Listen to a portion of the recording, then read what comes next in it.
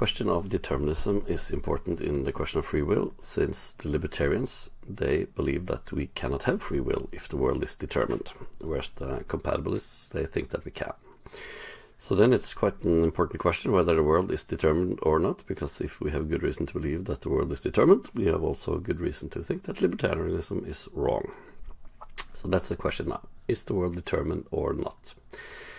To say that the world is determined means that there's only one possible content of the future, determined already since the beginning of time, before you were born. Only one thing is physically possible that can happen. Whereas indeterminism means to reject the determinism. Then you say that's no, it's open what the future becomes. It could be this or it could be that. That's not determined yet. So why does this matter? If the world is determined, then I'm determined to sit here and talk, and you're determined to sit here and listen and think either this or that about what I say. But it could also be that the world is not determined, and that we have to think about the matter and decide what we find to be best justified. But some people say, well, I don't think it matters. If it's determined or not, we nevertheless have to make our choices and go around and do as we do.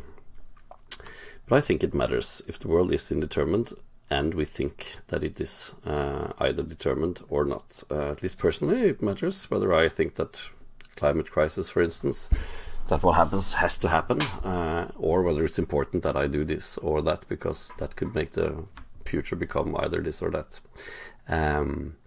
And there has been research on this, where they have a lot of people, divide them in two, and one half are told that the world is determined, given a lot of arguments. You have no reason to believe that you can influence what the future becomes, etc. Whereas the other group is given arguments to believe that the world is indeterminate.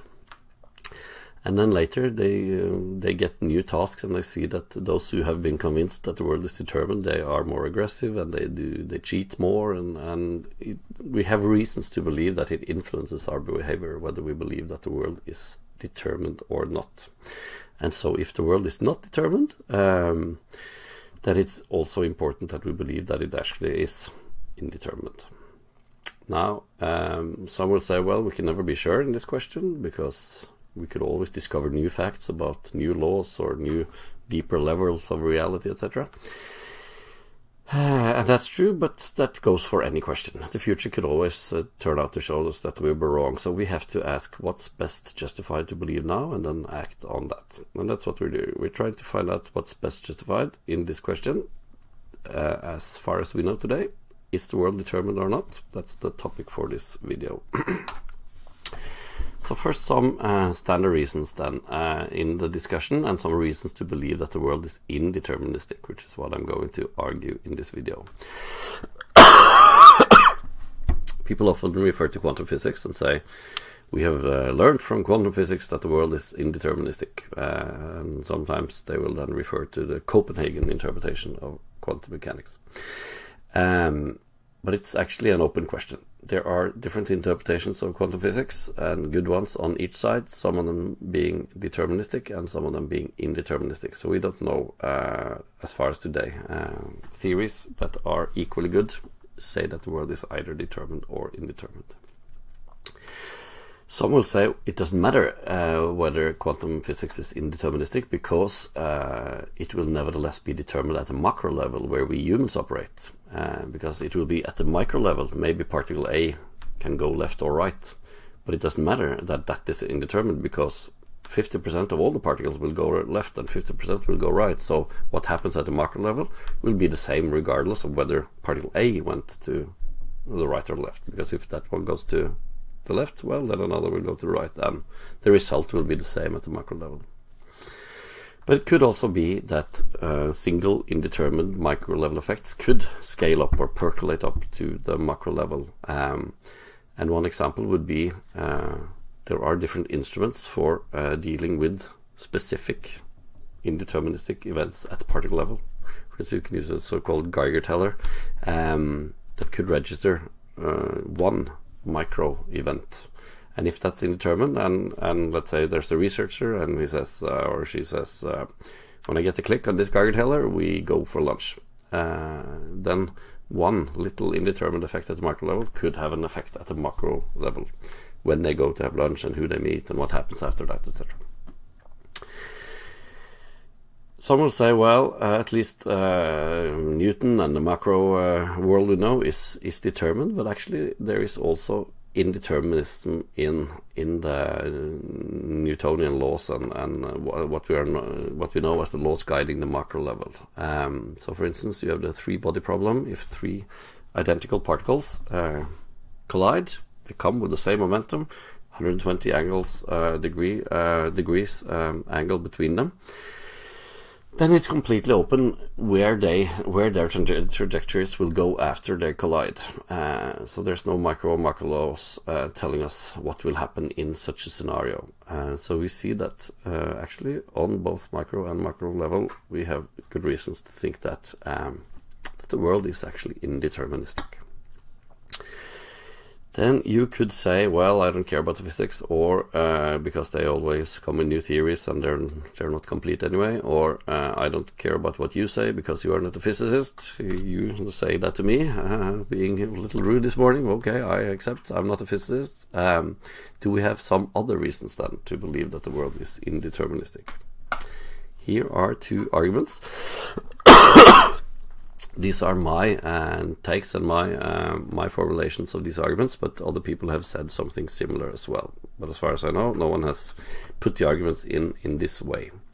So the first argument is an argument for macro causation, because it seems that there's a lot of cause and effect at the macro level where we humans operate that has a real effect on what the future becomes, either this or that. So I can see a commercial and I think, oh, I want that for dinner, or somebody shoots the president, or some select this person or this animal for partner, and they have this and that, those children. So it seems to be things happening at the macro level which are causes with real effects. But if the world is determined, all the plausible theories of determinism, they are laws of nature guiding the particles at the micro level. So we don't have a good theory of determinism at the macro level. Then it must be determinism at the micro level. And what happens at the macro level is just an epiphenomenon, just follows like a shadow, but it's all being determined at the micro level. But then the problem is, if it's all determined at the micro level, then we don't have reasons to expect the order that we see on the macro level. Because then it would be just all the particles with this charge go that way, and this lump of particles go that way, etc. So maybe a bit order, but not. There wouldn't be a reason then that there should be this lion chasing the antelope, or selecting this partner to have this outcome, or that people should build cities and write books and Harry Potter and all of this. It seems very implausible that all of that should be just implied in the laws of nature when you have these formulas describing how the particles should move, that should give us all the order that we see on the macro level. Instead, the macro level order presupposes that it's open at the macro level. Particles move this and there in these directions, and it's open. Future could become this or that, but then the future that gave us these animals, which were better fit for survival in that environment and made these rational brains, etc., they survived, and that's why the future became this way instead of that way. So it's the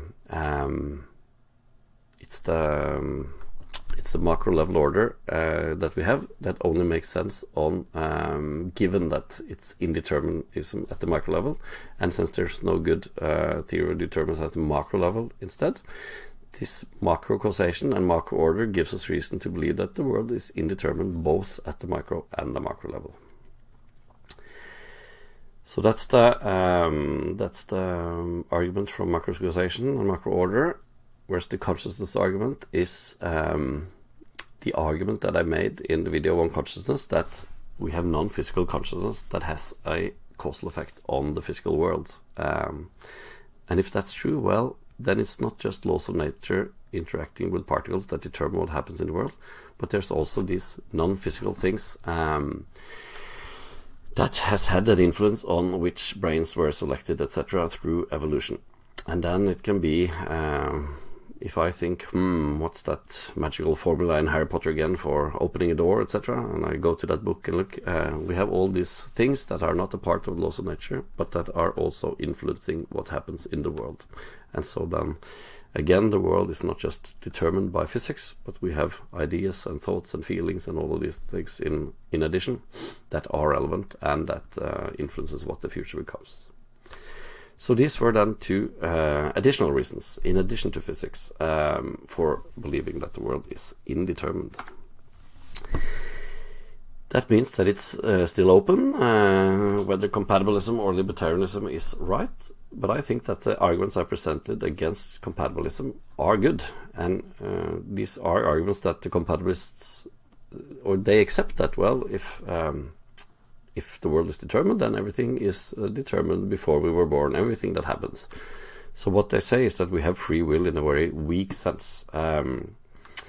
And of course, if no other theories of free will are any good, well, then we might have to accept that we only have free will in this weak sense of compatibilism.